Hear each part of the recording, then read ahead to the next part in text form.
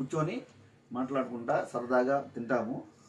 వీలైతే నా సబ్స్క్రైబర్లు కానివ్వండి, మన ఫ్యామిలీ మెంబర్స్ యూట్యూబర్స్ కానివ్వండి, ఇది ఎంకరేజ్ చేయండి. మీకు పిల్లలకి మనకి ఎంతో యూజ్ అవుతుంది. ఇది నా టిప్ అండి. నిన్న లైవ్లో లక్ష్మి గారు చెప్పారు, ఎవరైనా లైవ్కి వచ్చేటప్పుడు ఒక వీడియో చూసి రండి అని చెప్పారు.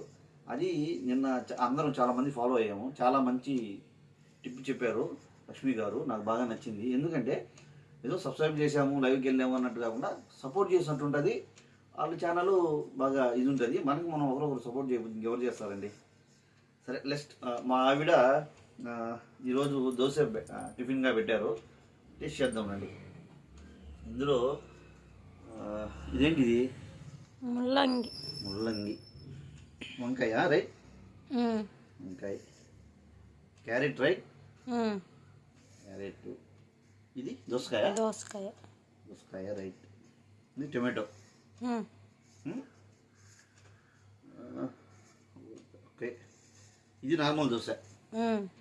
ఐటమ్స్ అన్నీ వేసున్నారు సమపాలలో. బాగానే ఉంటుంది టేస్ట్. మేబీ చూద్దాం. ఫస్ట్ పీస్ టేస్ట్ చేద్దాం.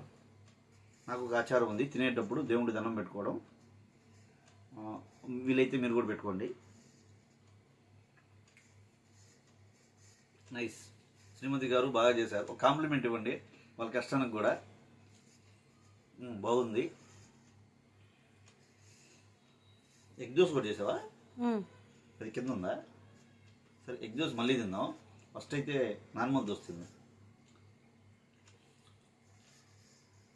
జనరల్గా నాన్ వెజ్ తినేటప్పుడు ముక్కలు తింటాం కదండి, అట్లాగే వెజ్ తినేటప్పుడు సాంబార్లో అయితే స్పెసిఫిక్గా ఎన్ని ముక్కలు ఉన్నాయి కాబట్టి కొద్దిగా టేస్ట్ చేద్దాం.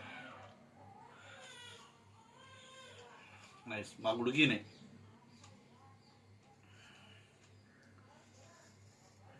సూపర్ ఉందబ్బా. మంచి టిఫిన్ పెట్టావు మార్నింగ్లో.